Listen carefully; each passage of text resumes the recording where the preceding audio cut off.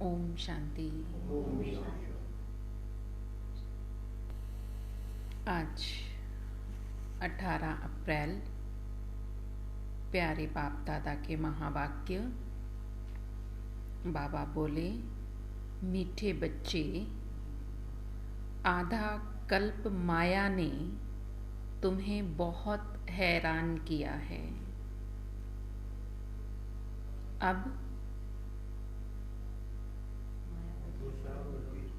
अब तुम बाप की शरण में आए हो।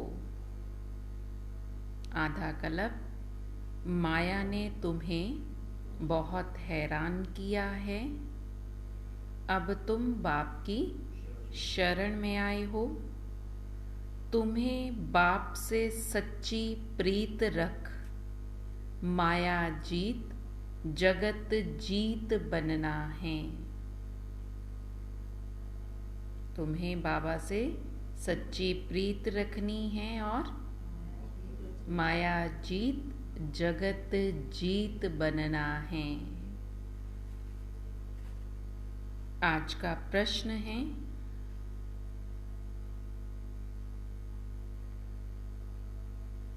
संगम युग पर भगवान को भी कौन सी मेहनत करनी पड़ती है? संगम युग पर भगवान को कौन सी मेहनत करनी पड़ती है?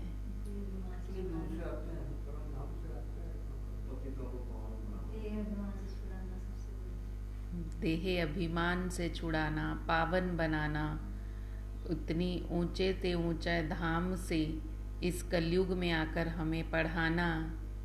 और क्या मेहनत करते हैं?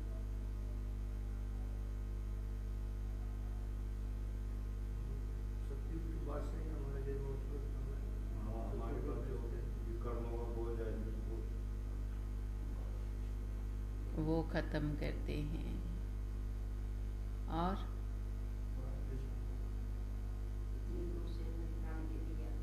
हमें पढ़ाने के लिए आते हैं।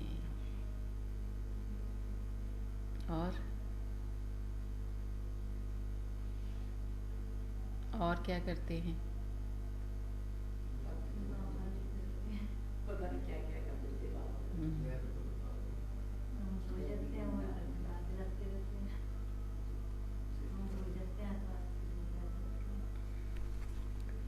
बाबा कहते, आत्मा रूपी मैले कपड़े को साफ करने की। मैला कपड़ा होता है तो मेहनत ज़्यादा लगती है ना, है अनुभव भाइयों को? मैला कपड़ा होगा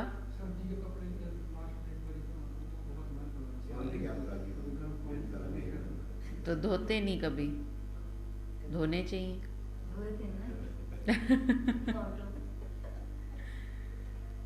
तभी तो पता चलेगा कि कितनी मेहनत है।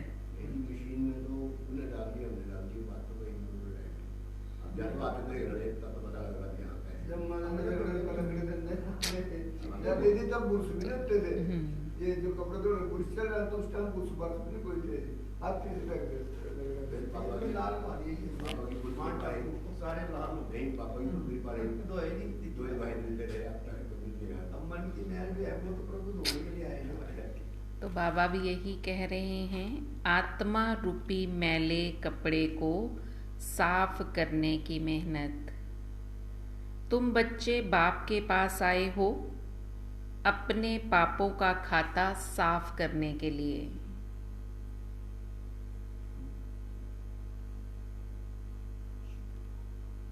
जितना देही अभिमानी बन बाप को याद करेंगे, उतना पाप नाश होंगे, उतना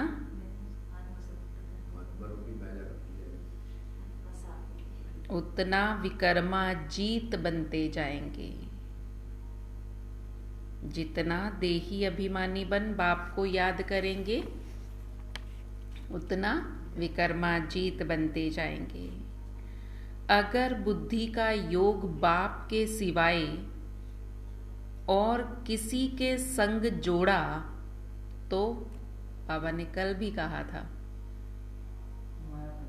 अगर बुद्धि का योग बाबा के सिवाय किसी और के संग जोड़ा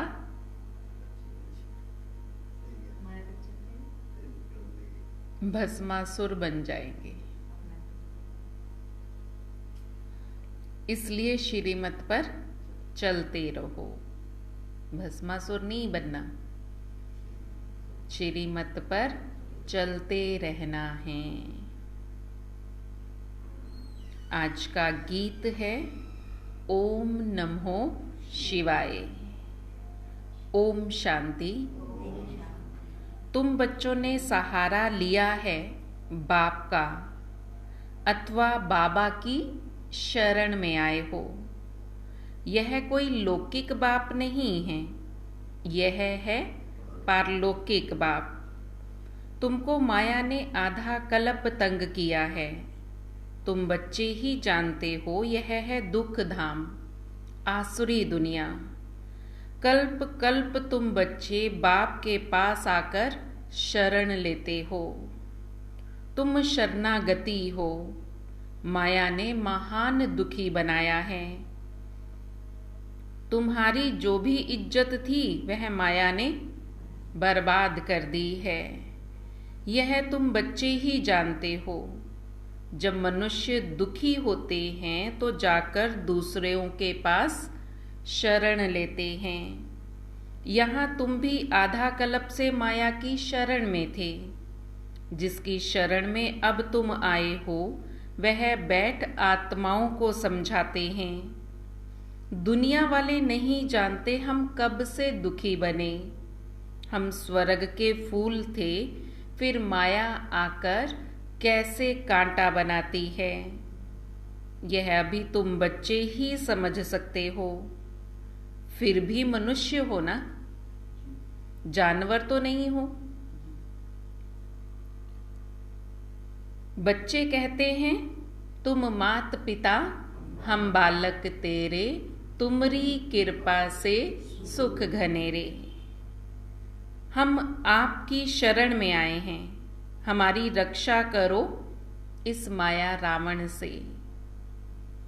बरोबर अब तुम बच्चों को माया से मुक्त करके स्वर्ग का मालिक बना रहा हूं। माया ने तुमको बहुत तंग किया है।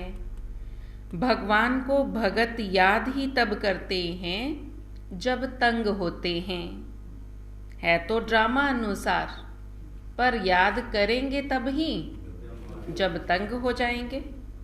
जो स्वर्ग के थे उन्हों की ही माया दुश्मन बनी है, ये कोई भी नहीं जानते। आधा कल्प माया दुश्मन बनती है, और उनकी जो पहले सतयुग में थे, सतयुग वाले ही तो द्वापर में आए, तो सतयुग में सुख था, फिर द्वापर में माया दुश्मन बनी तो दुख शुरू हो गया। तो जो आए ही द्वापर में, उन्होंने तो सुख देखा ही नहीं, उन्होंने तो देखा ही दुख है, इसलिए उनको पता ही नहीं कि सुख भी कभी होता है। यह कोई भी नहीं जानते कि आधा कल्प की ही माया दुश्मन है। ये बड़ी गहरी बातें हैं समझने की। आधा कल्प से तुम बहुत याद करते आए हो कि हम इस आफत से कैसे छूटे। बाप आकर हमको अपना बनाए स्वर्ग का वर्षा देते हैं। तुम सब इस समय कौन हो? तुम सब इस समय भगवान के बच्चे हैं। कौन हो? भगवान के बच्चे, गॉडली स्टूडेंट। और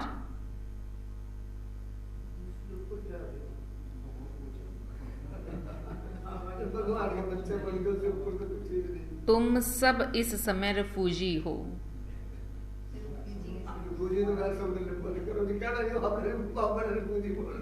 क्योंकि दुनिया तो दूसरी दुनिया में रह रहे हैं ना, है हमारा घर तो परम धाम है ना, हम तो रावण के पराये राज्य में आकर रह रहे हैं ना, तो इसलिए बाबा कहते तुम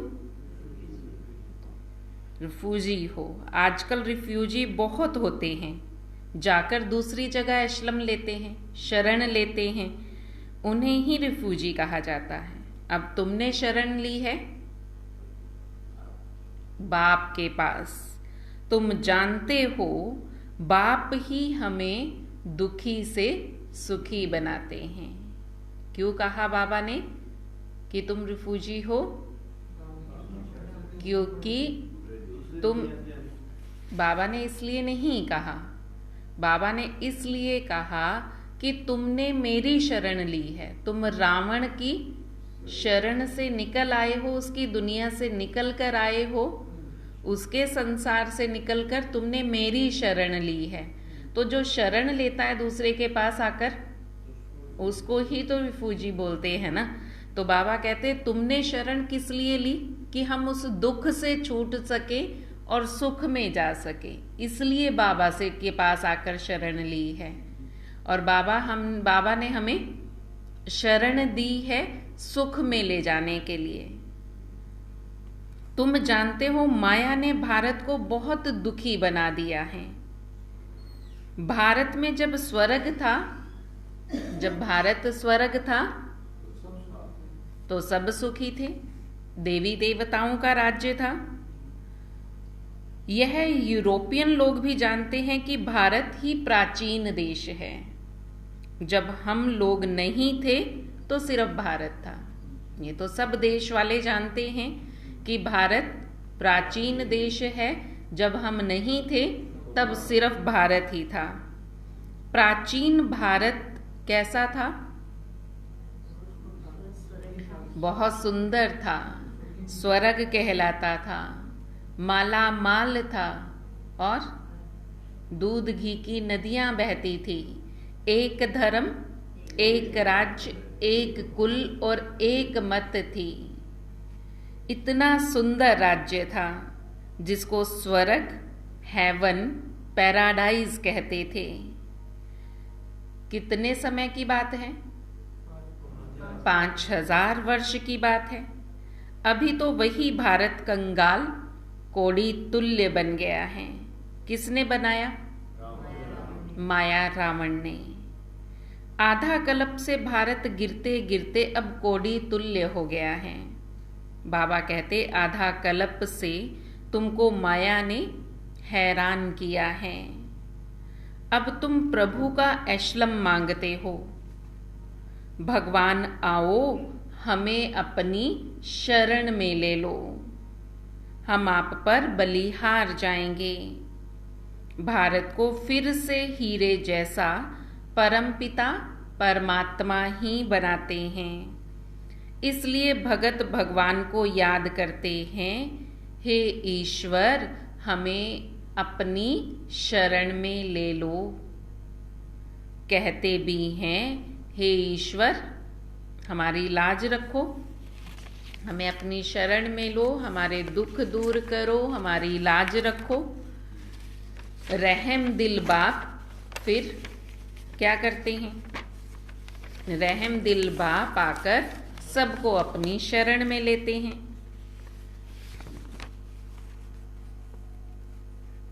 फिर बच्चे ही बाप की बहुत धर्म की ग्लानि करते हैं, बाप की भी और धर्म की भी ग्लानि करते हैं। बाप की क्या ग्लानि की? उनको सर्वव्यापी कह दिया। धर्म की क्या ग्लानि की? अपने धर्म को भूलकर अपने आप को हिंदू कहने लगे। तो बाबा ने कहा दोनों की ग्लानि की, धर्म की भी और अपने बाप की भी। तुम जानते हो माया ने आधा कल्प से बिल्कुल गिरा दिया। आधा कल्प माना द्वापर युग से 2500 वर्ष से माया ने हमें गिरा दिया। बाबा कहते कल्प कल्प तुम ऐसे ही भारत धर्म भ्रष्ट कर्म भ्रष्ट बनता है। जैसे ही हम अपने धर्म की ग्लानि करते हैं, धर्म को भूलते हैं, धर्म भ्रष्ट किया हमने अपना, तो हमारे कर्म भी भ्रष्ट होने लगे।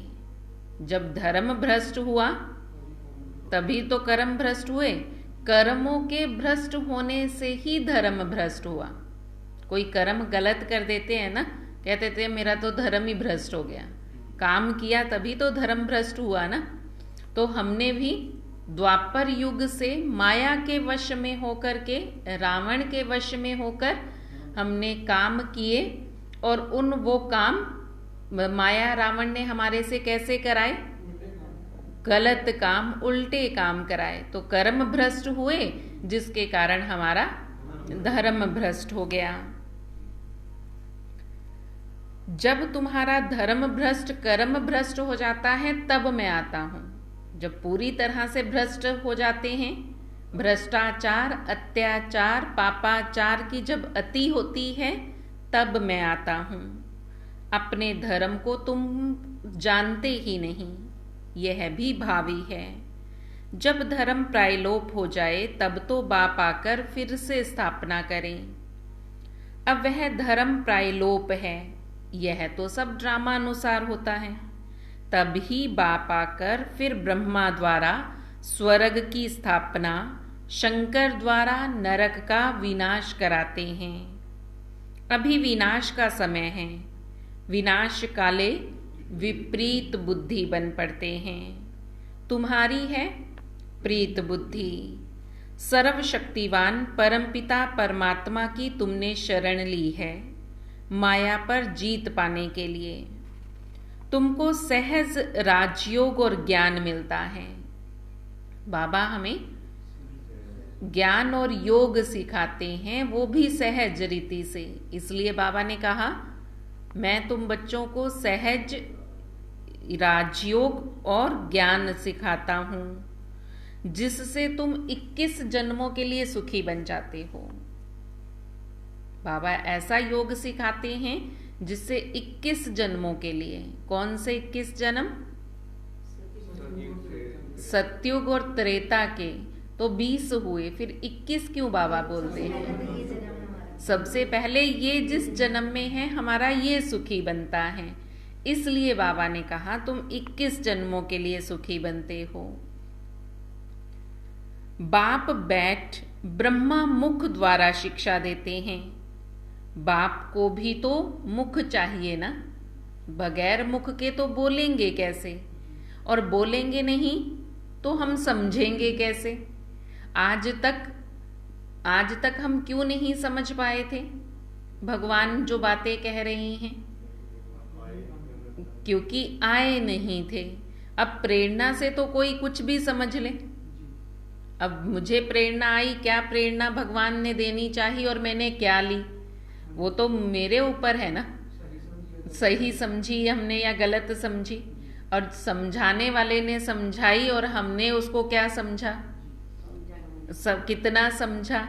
तो इसलिए बाबा कहते फिर मुझे आना पड़ा, फिर मेरे को आना है तो मेरे को मुख का आधार तो लेना पड़ेगा, इसलिए मैं लेता हूं ब्रह्मा के मुख का आधार। माया ने तुमको बाप से बेमुख कर दिया, तुम मुझ बाप को भूल गए, इसलिए तो मुझे ब्रह्मा के तन में आकर शिक्षा देनी पड़ी। माया की प्रवेशता होने के कारण ऐसी गलानी की बातें लिख दी हैं। तुम जानते हो राजयोग बाप के सिवाय कोई सिखा ना सके। बाप तो है स्वर्ग का रचयिता, यह आत्मा की बात करते हैं, तुमको देही अभिमानी बनाते हैं। आत्मा ही संस्कार ले जाती है, आत्मा ही लेप छेप में आती है। वह समझते हैं आत्मा निर्लेप है, बाकी शरीर पर कुछ ना कुछ दोष लगता है, इसलिए फिर गंगा में स्नान करने जाते हैं। खुद को समझते हैं कि हम पाप आत्माएं हैं, पाप आत्माओं के पाप खत्म करने के लिए फिर बाबा कहते इसलिए फिर गंगा में जाते हैं स्नान करने, परंतु गंगा जल से पाप कट ना सके, इसलिए बाप कहते देह सहित देह के सब संबंधों को भूलो। सिर्फ नहाने से पाप नहीं कटेंगे, पाप कटेंगे देह के संबंधों को भूलने से। अब जितना समय बाप को याद करेंगे उतना समय कोई पाप नहीं होंगे, और जो पाप हमने किए हैं उनका भी नाश होगा। इसीलिए कहा पहले जमाने में सबको पैदल जाना होता था, कि मन से संकल्प किया कि मुझे गंगा स्नान करने जाना है, तो गंगा स्नान करने जाना है, उतना समय पवित्र रहेंगे, पावन मन को शांत रखेंगे, भगवान का नाम जपते हुए जाएंगे, तो उतना समय पापों से बचे। और जितना चलकर गए उतना तक समय तक भगवान को याद किया, तो जो पाप किए वो भी खत्म हो गए। तो वहां पहुंचने तक श्रद्धा से स्नान किया तो मन साफ हो गया, शुद्ध हो गया, फिर उसी भक्ति भाव में वापस आएंगे, तो उतना समय मन साफ रहा ना, कोई पाप नहीं हुआ, वो बेनिफिट मिला।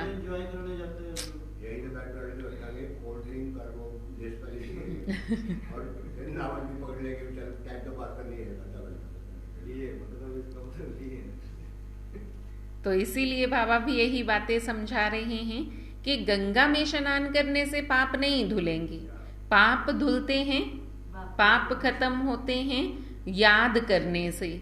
जिस भावना से हम यहाँ घर से चले और उसी भावना में हम रहे और वहां जाकर स्नान करके उसी भावना से वापस आए, तो कम से कम चलो हम गाड़ी में भी जाएंगे, एक दिन तो लगेगा ना आने और जाने में, वो एक दिन हम पापों से बचे तो वो भी बहुत है।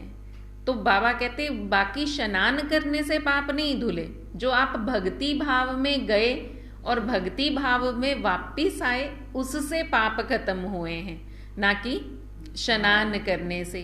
अगर स्नान करने से पाप खत्म होते, गुरु ग्रंथ साहिब जी में आता है ना कि नहात्या तोत्या रब मिलना हुंदा ते पहले मच्छियां डडुआ नो मिलदा।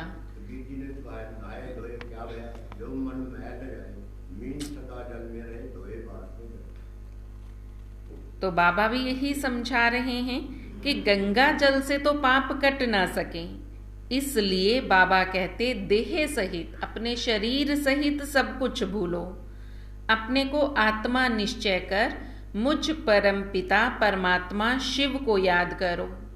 शिव है निराकार, इसलिए शिव जयंती मनाते हैं, परंतु कोई भी जानते नहीं।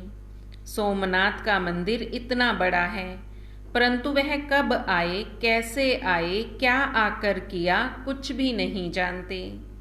जरूर कोई तो शरीर में आए होंगे ना। सर्वव्यापी के ज्ञान ने सब बातें भुला दी हैं। अब बाप कहते श्रीमत पर चलो। शिव बाबा इस शरीर में प्रवेश कर तुमको नॉलेज दे रहे हैं। यह शरीर शिव बाबा ने लोन पर लिया है। इस रथ में रथी बन तुमको ज्ञान दे रहे हैं। बाकी कोई घोड़े गाड़ी आदि की बात नहीं है। उनको भागीरथ अथवा नंदीगण भी कहते हैं। किनको? ब्रह्मा को ही भागीरथ व नंदीगण भी ब्रह्मा को कहा है। बाबा कहते मैं कोई घोड़े गाड़ी के रथ में नहीं आता हूं। रथ कहा कि भगवान रथ पर बैठकर ज्ञान सुनाते हैं। गीता ज्ञान रथ पर बैठकर सुनाया। तो वो रथ कौन सा है? इस शरीर को रथ कहा है। इसीलिए तो कोई मरता है तो कहते हैं ना अर्थी। अर्थी माना ही जिसका रथी ना हो। तो रथी आत्मा है और आत्मा रथी का ये शरीर रथ है। तो जिसका रथी ही नहीं हो वो अर्थी बन जाती है। इसलिए बाबा कहते मैं घोड़े गाड़ी वाले रथ में नहीं, इस शरीर रूपी रथ में बैठकर ज्ञान सुनाता हूं। और जिसके रथ में बैठकर, तन में बैठकर ज्ञान सुनाता हूं उसे ही भागीरथ और नंदीगण भी कहते हैं। फिर कहते हैं भागीरथ ने गंगा लाई, कोई माथे से थोड़े ही गंगा निकल आएगी। इसलिए बाबा कहते इन वेद शास्त्र आदि के पढ़ने से मेरी प्राप्ति नहीं हो सकती। मेरे को तो आना पड़ता है। तुमको अपनी शरण में लेता हूं। तुमको मनुष्य थोड़े ही जानते हैं कि रावण क्या चीज है। अब तो रावण राज्य है। रावण की आसुरी मत पर चलने वाले हैं। अभी तुम श्रीमत से 21 जन्मों के लिए श्रेष्ठ बन रहे हो। आसुरी मत द्वापर से शुरू होती है, जिसको विशेष वर्ल्ड कहा जाता है। जब आसुरी मत शुरू होती है तब ये भारत विशेष विकारी बन जाता है। विशेष वर्ल्ड स्थापन करने वाला रावण है और वाइसलेस वर्ल्ड स्थापन करने वाला राम अर्थात शिव बाबा है। गीता भी किसने सुनाई? शिव बाबा ने। शिवाय नमः कहा जाता है। ब्रह्मा विष्णु शंकर देवताए नमः कहेंगे। ऐसे नहीं कि ब्रह्मा परमात्माए नमः कहा जाएगा। ब्रह्मा देवताए नमः, विष्णु देवताए नमः, शंकर देवताए नमः, शिव परमात्माए नमः कहा जाता है। परमात्मा तो एक है। गॉड इज वन, सबका बाप है। परमात्मा नहीं कहते, इसलिए बाबा समझा रहे हैं कि देवता बोला है उनको, तो वो देवता हैं, वो भगवान नहीं है। अब सबका बाप एक है। अब तुमको बाप से वर्षा मिल रहा है। तुम यहाँ आए हो वर्षा लेने के लिए। तुम यहाँ क्या कर रहे हो? पढ़ रहे हैं। पाठशाला है। पढ़ाई में अंधश्रद्धा की बात नहीं होती। पढ़ाई माना जो है, रियल है, जो सही है वही पढ़ाया जाएगा, उसमें अंधश्रद्धा नहीं होगी। तो वही बाबा बता रहे हैं कि मैं कोई सत्संग नहीं करा रहा हूं, मैं तो पढ़ाई पढ़ा रहा हूं। बाप टीचर बन पढ़ाते हैं। गॉड फादरली कॉलेज है, मनुष्य से देवता बनने का भगवानुवाच है। नाम भी लिखा हुआ है ईश्वरीय विश्वविद्यालय। एम ऑब्जेक्ट भी लिखी पड़ी है। नर से नारायण, नारी से श्री लक्ष्मी बनना है। तुम फिर से नर से नारायण बन रहे हो। श्रीमत पर चलने से तुम श्रेष्ठ बनेंगे। इसलिए बाबा कहते रात को भी जाग कर बाप को याद करो। बाबा हम आपको याद करेंगे, आपके पास ही आना है, फिर आप हमको स्वर्ग में भेज देंगे। बाबा तुम माताओं द्वारा स्वर्ग की स्थापना करते हैं। तुम योग में रहकर भारत को पवित्र बनाएंगे। तुम्हारे योग की शांति से फिर 21 जन्म भारत में भी शांति होती है। हम योग में इस समय ऐसी शांति स्थापन करते हैं जो फिर 21 जन्मों तक पूरे भारत में शांति हो जाती है। क्यों शांति रहती है? एक धर्म, एक राज्य, एक कुल, एक मत है, क्योंकि वहां माया नहीं होती, वहां सदा सुखी रहते हैं। देह अभिमान के कारण ही तो मनुष्य दुखी बनते हैं ना। अब तुम फिर से शिवालय स्वर्ग की स्थापना कर रहे हो और बाबा हमें स्वर्ग का मालिक बना रहे हैं। स्वर्ग का मालिक बनने के लिए तुम बाप से वर्षा ले रहे हो। यह कॉलेज है। जब तक विनाश हो बाप पढ़ाते रहेंगे, क्योंकि आधा कल्प का पापों का बोझ सिर पर बहुत है। एक जन्म में ही, एक क्या आधा ही जन्म है, इस आधे से में भी जो कहते बहुत गई थोड़ी रही, थोड़ी भी अब जाइए, थोड़ा सा जन्म है। इस थोड़े से जन्म में करना क्या है? थोड़े से जन्मों में 63 जन्म जो पाप किए हैं उनको चुकतू करना है पहले, और फिर 21 जन्मों के लिए जमा भी करना है। तो पूरे 84 जन्मों की मेहनत इस एक छोटे से जन्म में करनी है। ये छोटा सा एक जन्म और मेहनत कितनी सारी है इसमें। इसलिए बाबा ने क्या किया फिर मनोज भाई जी, अब इतने छोटे से थोड़े से समय में हम 84 जन्मों की कमाई कैसे करेंगे कि 63 जन्म के पापों का बोझ उतारे भी और 21 जन्मों के जमा भी करें। 84 जन्मों की कहानी है पूरी, पूरे 84 की कमाई जमा करनी है। फिर क्या करें? कितना पढ़, सारा दिन पढ़ें, सारा दिन योग करें तो भी क्या हो जाएगा? बाबा ने एक बहुत अच्छी बात की कि संगम युग की वैल्यू को बढ़ा दिया, कि संगम युग का 1 मिनट 1 वर्ष के बराबर है। अगर 1 मिनट सच्चे दिल से, बहुत प्यार से, बस मैं और बाबा, कोई भी ना हो उस 1 मिनट में, बाबा को याद किया तो उसकी प्राप्ति 1 वर्ष में जितनी आप मेहनत करते प्राप्ति होती, उतनी प्राप्ति 1 मिनट में हो जाएगी। क्योंकि बाबा को पता है बच्चे इतना नहीं कर सकते। 84 जन्मों की मेहनत एक छोटे से जन्म में कैसे करेंगे? इसीलिए तो फिर शास्त्रों में लिख दिया कि फलाने ऋषि ने इतने 1000 वर्ष तक तपस्या की। अब 1000 वर्ष तक तो कोई जीवित रह ही नहीं सकता, वो इस समय की बात है। हम सब तपस्वी हैं। बाबा ने हमें क्या नाम टाइटल दिया है? राज ऋषि। तपस्वी हो तो तपस्वी हम हैं, राज ऋषि हम हैं, तो इसलिए हमारा गायन है वो भक्ति में, वो जो शास्त्रों में लिखा हुआ है कि इतने 1000 वर्ष तक तपस्या की। हम देखो कितना समय, अभी 1 घंटा यहाँ लगाएंगे तो 1 घंटे में 60 मिनट, 60 मिनट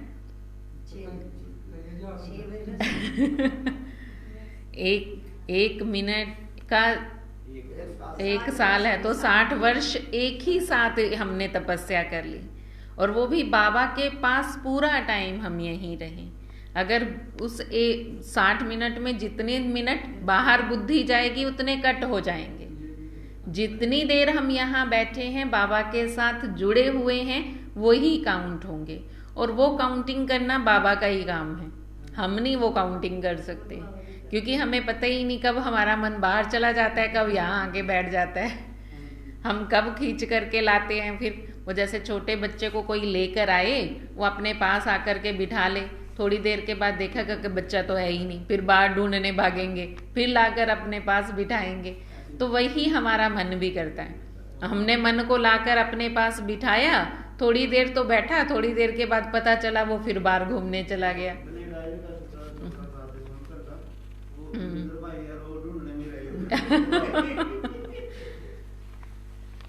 तो यही मन के साथ भी होता है कि हम बैठे तो यहाँ हैं, लेकिन कब मन बाहर चला जाता है पता ही नहीं चलता। फिर हमें ढूंढ के लाना पड़ता है उसको कि कहाँ गया, चल वापस आ जा यहाँ पे। फिर थोड़ी देर यहाँ बैठेगा तो फिर चला जाता है। इसलिए बाबा कहते, इसलिए मेहनत है, इसमें ही मेहनत है। अब तुम फिर से शिवालय स्वर्ग का मालिक बनने के लिए बाप से वर्षा ले रहे हो। यह कॉलेज है, जब तक विनाश हो बाप पढ़ाते रहेंगे, क्योंकि आधा कल्प का सिर पर बोझ है, वह मिटा नहीं है, मेहनत लगेगी। अब तुम ब्राह्मण बने हो, ब्रह्मा की औलाद तुम कितने थोड़े से हो, फिर तुम ब्राह्मण ही देवता बनते हो। सभी देवता नहीं बनेंगे, इसलिए सभी ब्राह्मण भी नहीं बनेंगे। ब्राह्मण से देवता और क्षत्रिय बनेंगे। पुनर्जन्म लेते लेते हम 84 जन्म पूरे करते हैं। ये सारी बातें शास्त्रों में नहीं हैं। ब्रह्मा जी के हाथ में शास्त्र दिए हैं। सूक्ष्म वतनवासी ब्रह्मा तो हो ना सके।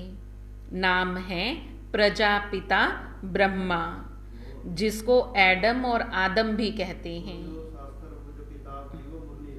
वो बाबा जो सुना रहे हैं ज्ञान, गीता ज्ञान, वो शास्त्रों का ज्ञान है।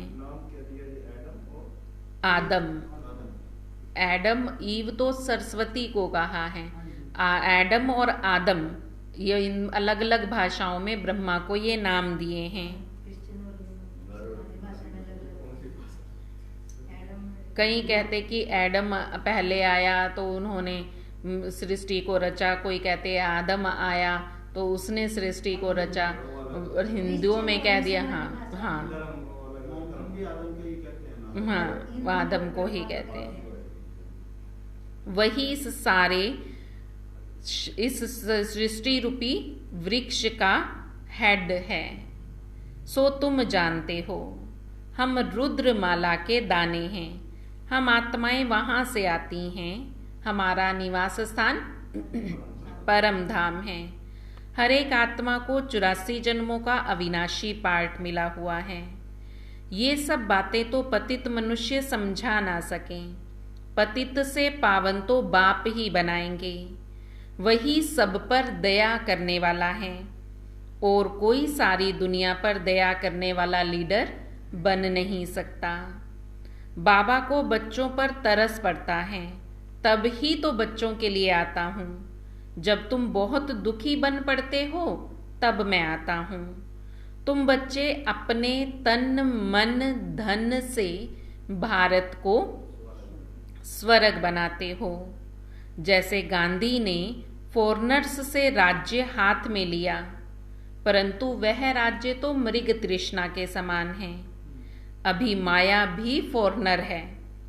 उसने तुम्हारा राज्य आधा कल्प से अपने हाथ में लिया हुआ है।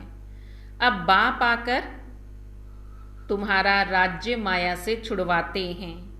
माया ने तुम्हें बहुत दुखी किया, इसलिए बाप कहते मैं आता हूँ लिबरेट करने।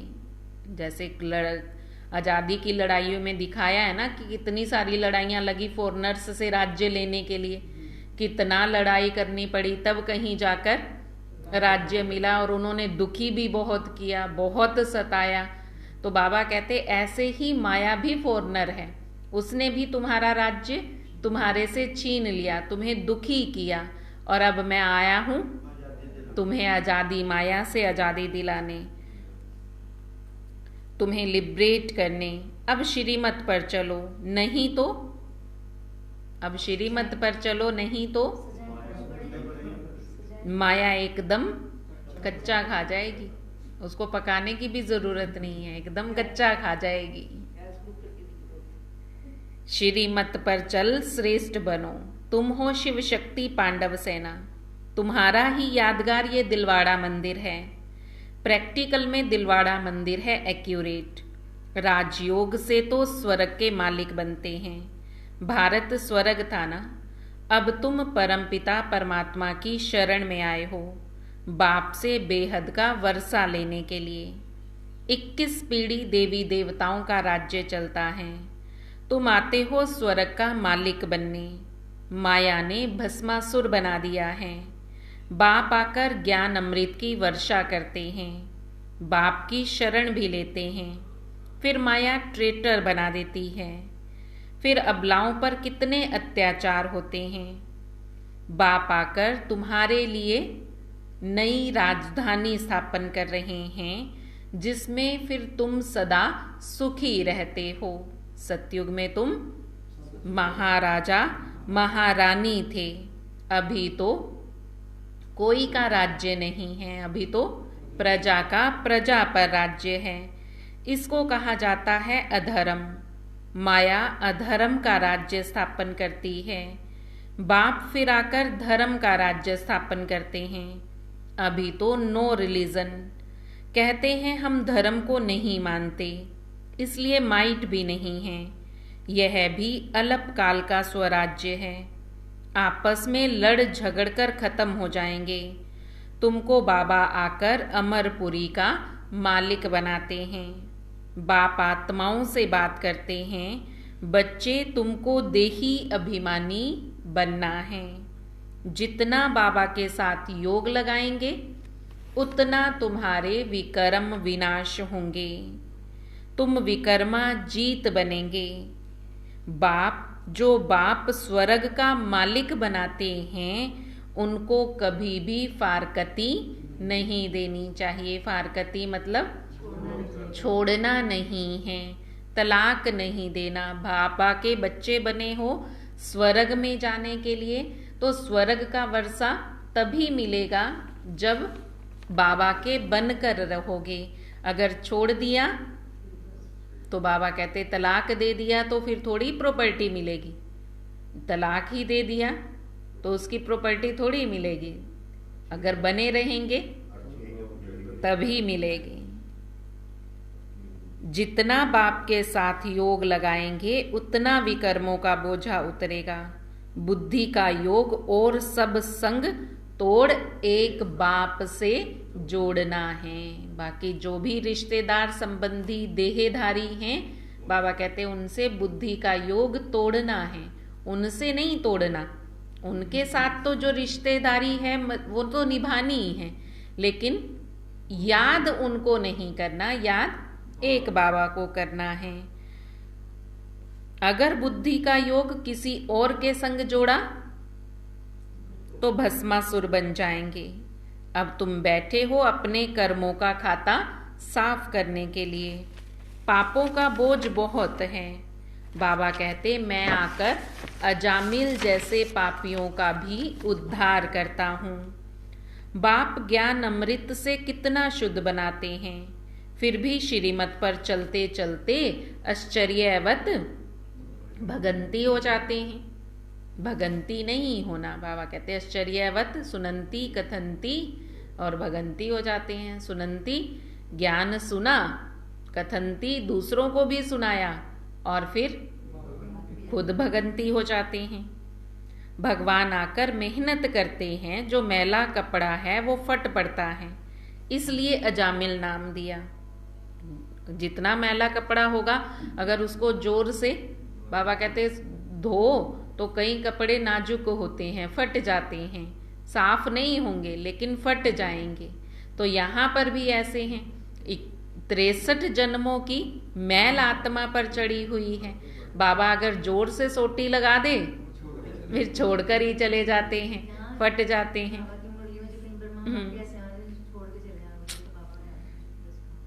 किसी ने कहा था कि मैं तो अपने आप को समझता था कि मैं तो बहुत अच्छा हूँ, लेकिन यहाँ आकर के मुझे पता चला कि अभी तो बहुत सारी कमियां हैं।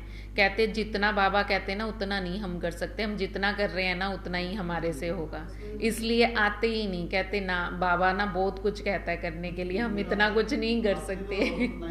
तो उनको यही कहा कि आते तो रहो। वो कहते चलो देखेंगे, अब देखेंगे। तो बाबा ने वही बात कही ना कि ज़्यादा मैला कपड़ा होता है उसको जोर से सोटी लगाओ तो फट पड़ता है, इसलिए बाबा को बहुत मेहनत करनी पड़ती है, इसलिए बाबा नाम देते हैं जामिल। सोटी तो कोई नहीं मारते बाबा ने मेहनत कराते हैं। ज्ञान की सोटी, ऐसी सोटी थोड़ी, स्थूल सोटी थोड़ी मारेंगे बाबा। ज्ञान में ऐसी बाबा अब रोज रियलाइज कराते हैं कि तुम गलती कर रहे हो, भस्माभूत बन जाओगे, भस्मासुर बन जाओगे, श्रीमत पर नहीं चलोगे तो माया कच्चा खा जाएगी। और बार बार बाबा समझा रहे हैं कि पाप नहीं करो। दिमाग में आएगा, बनेंगे, तो फिर अंदर रियलाइज तो होता है ना कि हाँ हम कर तो रहे नहीं है, बाबा रोज कहे जा रहा है। तो बाबा तो स्पष्ट बोलते हैं कि अगर तुम नहीं करोगे तो तुम्हें ये सजा मिलेगी, तुम्हें वहां, वो कल बाबा ने कहा भवानी माता बना दूंगा चंडाल बनोगे सतयुग में जाकर के, फिर अगर कहना नहीं मानोगे।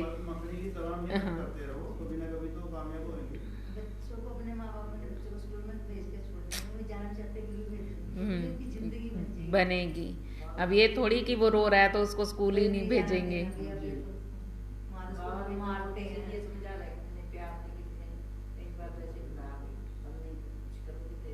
तो बाबा बाप का बनकर अगर बाबा को फारकती दी तो वह नंबर 1 अजामिल है। अजामिल में भी नंबर वार है। बाबा कहते जो मेरा बन करके मेरे को छोड़ देंगे वो नंबर 1 अजामिल है। उन जैसी पाप आत्मा कोई होती नहीं, इसलिए तुम बच्चों को बहुत अच्छी रीति से श्रीमत पर चलना है।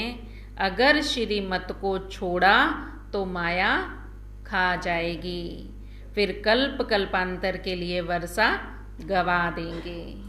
अच्छा, मीठे मीठे सिक्की लदे बच्चों प्रति माता पिता बाप दादा का याद प्यार।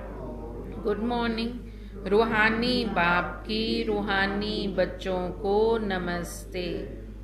रूहानी बच्चों की रूहानी बाप दादा को दिल व जान सिक व प्रेम से नमस्ते नमस्ते नमस्ते जी। धारणा के लिए मुख्य सार है। आज बाबा बता रहे हैं कि क्या धारण करना है। तन मन धन से भारत की सेवा कर इसे स्वर्ग बनाना है। जो आज तक भक्ति में गाया, तन मन धन सब कुछ तेरा, तेरा तुझको अर्पण क्या लागे मेरा। अब बाबा कहते उसी तन मन धन को रखो अपने पास, लेकिन सेवा में लगाओ। अपने तन को भी, मन को भी और धन को भी सेवा में लगाकर इस भारत को स्वर्ग बनाना है। माया दुश्मन से लिबरेट करना है, खुद को भी और सबको भी। माया दुश्मन से सबको छुड़ाना है और खुद को भी छुड़वाना है।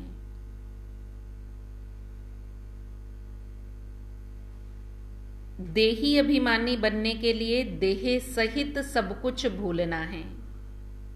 देही अभिमानी बनना है तो देह सहित बाबा कहते सब कुछ भूल जाओ, अपने शरीर को भी भूल जाओ। संभाल करनी है, लेकिन सारा दिन शरीर को देखना और याद नहीं करना। याद करना है, देखना है बाबा को। जो भी पुराने कर्मों का खाता है उसे योग बल से साफ करना है। जो पुराने कर्मों का खाता है उसे योग बल से साफ करना है। विकर्मा जीत बनना है।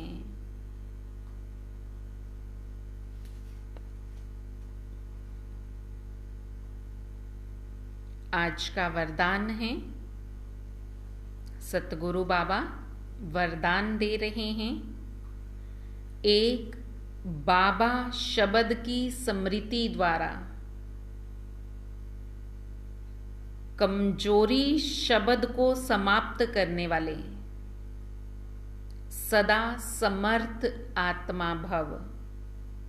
बाबा शब्द को याद रखेंगे तो सारी कमजोरियां खत्म हो जाएंगी और हम शक्तिशाली आत्मा बन जाएंगे। शक्तिशाली बनना है, कमजोरियों को खत्म करो। कमजोरियां खत्म करने का तरीका मेरा बाबा, बाबा शब्द, बाबा बाबा याद रखो। बाबा को याद रखेंगे तो जो भी अंदर कमियां हैं, कमजोरियां हैं, वो खत्म हो जाएंगी। और जब कमजोरियां खत्म होंगी तब शक्तिशाली आत्मा स्ट्रोंग हो जाएगी, पावरफुल हो जाएगी। अभी तो आत्मा में शक्ति नहीं है, किसी ने कुछ कह दिया तो एकदम फां हो जाते हैं। तो इसलिए बाबा समझा रहे हैं कि शक्तिशाली आत्मा में शक्ति तब आएगी जब बाबा शब्द याद रखेंगे। जिस समय कोई कमजोरी वर्णन करते हो, चाहे संकल्प की, बोल की, संस्कार की, स्वभाव की, तो यही कहते हो ना कि मेरा विचार ऐसे कहता है, मेरे संस्कार ऐसे हैं, यही कहते हैं। कोई भी कमजोरी का वर्णन करते हैं तो अगर मन में आया तो कहते मेरा विचार है, मेरे मतलब मैं ऐसे सोचता हूँ, मेरा विचार ऐसे है, मेरा संस्कार ऐसे है, मेरा स्वभाव ऐसा है। तो बाबा कहते यही शब्द इस्तेमाल करते हो ना। अब बाबा कह रहे हैं जो बाप का संस्कार वो मेरा संस्कार, जो बाबा के संकल्प सो मेरे संकल्प, तब समर्थी आएगी। मेरे नहीं कहना कि मेरा संस्कार, मेरा स्वभाव, मेरा विचार, बाबा ने मुझे ये विचार दिया, बाबा को आगे रखो, क्योंकि जो बाबा का संस्कार है वो मेरा संस्कार है। समर्थ की निशानी बाप समान बनना, समर्थ शक्तिशाली बनना मतलब बाप समान बनना। तो संकल्प, बोल, हर बात में बाबा शब्द नेचुरल हो। बाबा करा रहा है, बाबा बुलवा रहा है, बाबा ने मुझे ये विचार दिया। हर शब्द में बाबा को आगे रखो। बाबा शब्द नेचुरल हो तो कर्म करते करावणहार की स्मृति रहेगी। फिर कर्म करेंगे लेकिन करावणहार करा रहा है, हम तो सिर्फ करणहार बनकर कर रहे हैं। तो बाबा के आगे माया अर्थात कमजोरी आ नहीं सकती। जब बाबा करवा रहा है, बाबा बुलवा रहा है, बाबा चला रहा है, तो बाबा के आगे क्या माया आ सकती है? उसमें हिम्मत ही नहीं है आने की। जब हम कहते कि मैं करता हूं, मेरे सिवाय कोई कर ही नहीं सकता, देखो तो सही मेरे सिवाय कोई घर को संभाल के तो दिखाए। रहता है ना कि मैं कर रहा हूं। बाबा कहते ये मैंपन और मेरापन छोड़ दो, मैं नहीं कर रहा, बाबा ने मेरे को जिम्मेवारी दी है, वो करवा रहा है। हम कौन होते हैं करने वाले? हम सिर्फ निमित्त हैं, हम करने वाले नहीं हैं। वो चाहे तो आज निकाल के यहां से फेंक दे, अगर अभिमान आ गया कि मैंने किया, अब अलग कर देगा। देखो तुम्हारे बिना काम चलता है कि नहीं? नहीं चलेगा। क्या दुनिया रुक जाएगी हमारे बिना? शायद हमारे से और ज्यादा अच्छा चले। इसलिए बाबा कहते ये मैंपन छोड़कर बाबा करवा रहा है, ये रखेंगे तो शक्तिशाली बनेंगे। स्लोगन है, जिनके पास गंभीरता की विशेषता है उन्हें हर कार्य में स्वतः सिद्धि प्राप्त होती है। रमणीकता के साथ साथ बाबा कहते गंभीरता भी जरूरी है, और जिनके पास गंभीरता की विशेषता होगी वो हर कार्य में सिद्ध, उनको सफलता मिलेगी। जहां गंभीर रहना है वहां गंभीर रहें, जहां रमणीक होना है वहां रमणीक हो। सारा समय हंसी मजाक अच्छा नहीं लगता। कभी कभी कह देते ना कि कभी तो गंभीर भी हो जाया करो। तो इसीलिए बाबा कहते हैं अगर ये विशेषता आपके अंदर है तो आपको हर काम में सफलता जरूर मिलेगी। ओम शांति।